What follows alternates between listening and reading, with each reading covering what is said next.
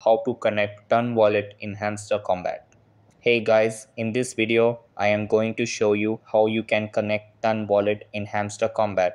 So make sure to watch this video till the end and let's get started.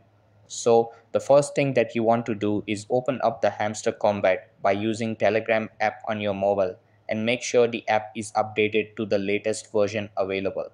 After that, sign into your account and you will be redirected to this page.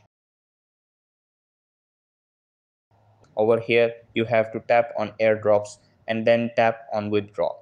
As you can see, my Turn wallet is already connected. But what you can do is that when you reach at this step, you will be able to see the option of connecting wallet. So just click on that option and follow the steps and you will be able to connect Turn wallet to Hamster Kombat. So that's how you can connect Turn wallet in Hamster Kombat. That's all for this video.